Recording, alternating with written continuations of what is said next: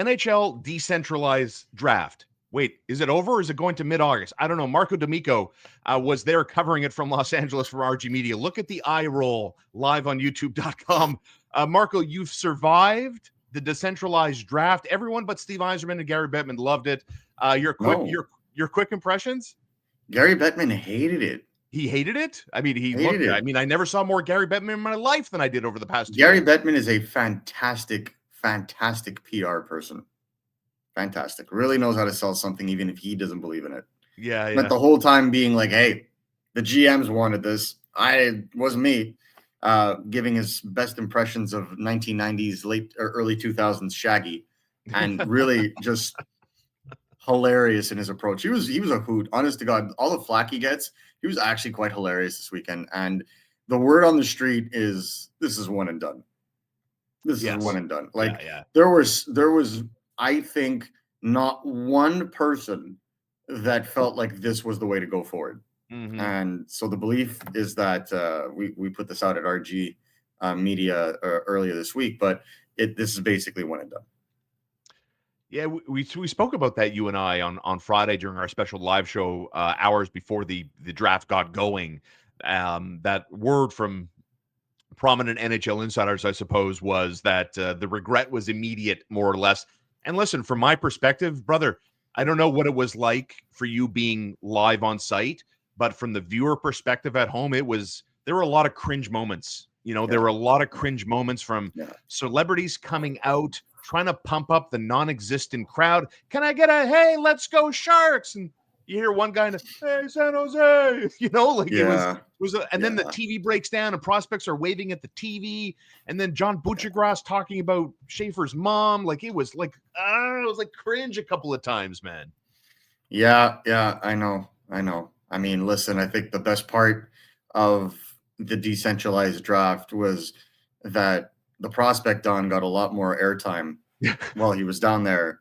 And all the players' moms that were present were just enamored with him. So shout out to the prospect Don. I think he was the star of the draft, in my opinion. I think we're going back to a decentralized draft. And ironically enough, a centralized draft. And ironically enough, the name that's popped up for the next destination, one of them is Montreal. Oh, no kidding. I'd be good Montreal and Vegas are being considered as semi-permanent rotational options. Because I was going to nominate Vegas as the permanent home. I'd be good. The NHL has thought about it too, but the party in Montreal and the energy is just so good for the game.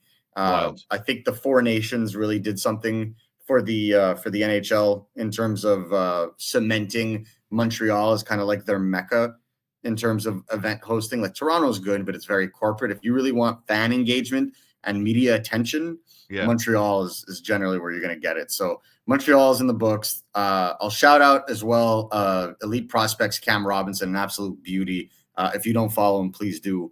But the other option has been a three location rotation. Yeah. And you would have like Montreal, Vegas, and a third team, and you'd continuously rotate that sequence over and over again, with the third team always being the one that rotates in and out.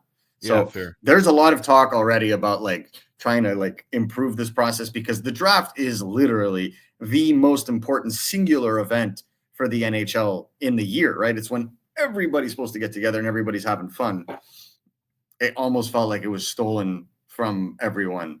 I've been to a couple of drafts at this point, and, not being able to mingle with scouts, having to text them from a distance for certain things, not being able to see what's going on the floor and see who's talking to what and do a little bit of digging, it was a little difficult. I still was able to get the information on the Noah Dobson trade, but, I think it would have been an easier get if the general managers were on site. Considering like we're talking about the draft and, Marco was there covering it live for RG Media. And here we are reacting in the aftermath of the first ever decentralized draft. And the takeaway wasn't very flattering, save but a few. Obviously, Steve Yzerman was the more vocal of the public faces to come out and say, hey, he liked the quietness of it all. That's Stevie Y's opinion, right? But again, the home viewer perspective, I didn't see too many positive reactions. Yeah. Let's see how long he's the general manager of that team first, and then we'll factor in his opinion. So while I have your mind on the draft, and obviously now, you talk about the job did he do a good enough job or a poor Well, job where he drafted quite the player in Carter Bear, let me tell you. I know that there's a no couple doubt. of fans crying right now in Montreal because they really wanted him. So like, is there a clear-cut winner, seriously, without bias, out of the draft from Los Angeles? I mean, the Islanders are getting a lot of shine. So are the Canadiens. Who I do you like think? the Islanders. I really like the Islanders draft. I Yeah. know this is going to sting a couple of people, but Victor Eklund, outside of Matthew Schaefer, obviously picking first is great. But Victor Eklund and Kashawn Aitchison with the picks that they got from the Habs is just great value. Prokhorov in the second round, one of the other big Russian wingers that crashes and bangs at the Canadiens. We're kind of also looking at, already right off the bat there, I was just like, okay, you could end this draft right now and they would have an A draft for me. Like it was a very strong draft, a very strong start to a retool Sure. in on Long Island. And I had a couple of the New York based writers around me, and I think we all kind of had the same consensus. Like, what a way to start, Yeah. And that isn't to say that the Canadiens didn't get good value for Noah Dobson. I think anytime you get a number one defenseman without having to sacrifice anything from your lineup or any of your top 5 prospects, I think you're winning there too. But it went from being an absolute landslide steal to Hmm. being understandable. And I think that's fantastic for the New York Islanders because that really helps Matthew Darsh's position in this point. Sure. Shed some light for those obviously not nearly neck deep into the weeds as you are. Teams around the Canadians. You and I have spent some time talking about teams like Utah. What's Boston going to do? What about Columbus? You were very much on CBJ here on Friday's live show. Before Noah Dobson got traded, you had reported that Columbus was right there in the thick of it with the Yep. Montreal Canadiens, but Dobson obviously puts his hand up. So let's start with Columbus in a quick little bit of a recap. I like some of the moves they did. I think they were one of the teams that came out pretty decently out of the draft. What's your perspective on what teams around the Canadiens did at the draft? Let's start with Columbus quickly. I was watching Columbus was unfortunate in the sense that they were so aggressive on the market and trying to trade their first round picks. And it's like they got scooped by Montreal at that Right. point, right? Like Hmm. they ended up picking twice. And honestly, and I'm no scout, right? I am not a scout. The Jackson Smith pick makes total sense. Good value at that pick. Like it, top 4 defenseman in the making. They Right. already have Denton Matejchuk in that position. You already have a guy like Zach Werenski that's in place and a cornerstone for that franchise. So it's good to have that kind of depth. But the Andrianov pick at 20th overall really The, had a the lot of people goalie, eh? go like, Yeah. whoa. But there were like 3 or 4 picks between 10 and 20 where everyone kind of just went like, pardon me. So there was a little bit of confusion, those 3 or 4 guys. But Columbus for me, on top of the picks that they made, giving up Gavin Brindley and a couple of futures to go and try and get, a center out of Colorado in Charlie Coyle just for one season. Like, I didn't think that they were that thin at center. Mm. And in fact, I don't think they're that thin at center. So I don't necessarily think that was a need for them. Their need next season really is going to be on defense because they're going to lose Dante Fabro at this rate and Ivan Provorov. And how do you fix that? So there's been discussions about them being linked to the New York Rangers in a Condre Miller trade. Right. They're definitely still in the market for a left shot defenseman, but they swung and missed in this case with Noah Dobson. We'll see if they circle back with the Flames with Rasmus Anderson as well. That'll be interesting. And now, Detroit's another team that I really like what they did. And, to me, when I look at some of their picks, obviously you dropped the name Carter Bear, very much a Detroit guy, feisty forward, he's got some offense, legit top 6 scoring threat, right? But from Yeah. Jenborg to Pradell, high-end goalie prospects here. Obviously, Detroit makes a move by getting NHL caliber goaltending in Gibson out of California. Detroit looks like they're dead set. They're starting to get a little feisty, a little bigger. Where do you have the Red Wings in the aftermath of Friday and Saturday at the draft? Solid first round. Yeah. Just classic Detroit when it comes to drafting the low key talented European players in the draft. The Gibson trade, however, I thought was good value in terms of what they got, a second round pick, another couple picks, futures. Like they didn't have to really give up that much, and Mrazek. So to me, like money in, money out, and they bring in, a bona fide number one goalie who's been looking for a chance to be competitive, and they wanted a goalie that could stop pucks.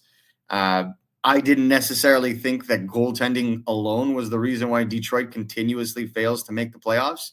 And I think it may become more apparent this year if they don't do anything drastic to change their lineup. Mm-hmm. But, to me, Detroit continued that wave of meh, in my honest opinion. Carter Bear was a great value pick, and I like it. But the issue is they just have too much middling in their lineup right now. When you look at guys like JT Compher is good, but not, a top six piece.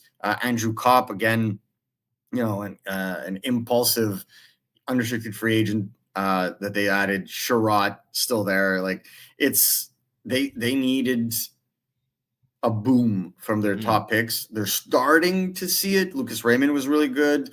Marco Kasper kind of came into the league the way he did. Edvinson and Sider are very solid on the back end. They have good pieces, but now it's quite interesting to see what they're going to do. And this also sheds a little confusion on what the trajectory and plan is for a guy like Sebastian Cossa that they traded up to draft at the time a couple of years ago, who is now stopgapped by a guy like Gibson. So what are you going to do? So it's good that they went and got a number one goaltender, once and for all. But at the same time, like I'm very curious to see how they are going to improve the rest of their lineup, because again, it wasn't just the goalies. Did the draft, all the chatter leading up to the draft and then the draft itself, you feel like it lived up to the hype when you and I spent some time talking about player movement, teams trading up, who to watch out for, Utah, San Jose, Chicago, potentially all talking, threatening about moving their picks. Before we wrap this up, the takeaway here, did it live up to the hype for you, Marco? It did not. It did not. The biggest trade that was made was Montreal and the Islanders. Yeah. And then after that, you were told, you were led to believe they were going to be blockbusters. I will say one thing, okay? Well, we have been saying since the beginning, where the Montreal Canadiens were literally on the phone for every hour of almost every waking moment of the day, is an absolute fact. I had people reach out to me saying, yeah, we heard the Canadiens were poking out here or there, this team, that team. And it was really interesting. So that's why I knew the Canadiens, for example, had an interest in Jordan Kyrou, because I had heard that they had, approached Columbus a couple of times, or sorry, St. Louis a couple of times. So it's and the Noah Dobson stuff, like they only really got serious about it when they heard he was potentially available earlier in the week. So they were poking everywhere and trying to jump on everything. And it turned out that there was a live fish in Noah Dobson, and they went, excuse the terms, ladies and gentlemen, they went balls to the walls on it. And to me, that goes to show you how aggressive they were, because the moment he was available, they were one of the front runners right off the bat, right? So they knew exactly what they were kind of looking for here, and we kind of alluded to it, that they weren't just 2C with blinders on. Right. They wanted to improve their roster entirely, and I think that was the key, and they went out and did what they did. But you have a lot of other teams like Columbus, you have teams like Utah, you have teams like Boston, you have teams like even the Islanders to a degree, not just Dobson. There was so many other players that were spoken about, and nothing happened. And I think the reason for that is a lot of people are waiting for free agency and seeing who strikes out on who before trying to bite the bullet and make the trade. And that's something to keep an eye on between now and then, is just how teams reacted to missing out on certain players and what that forced them to trade. That's Marco D'Amico. Follow him at D'Amico with RG Media.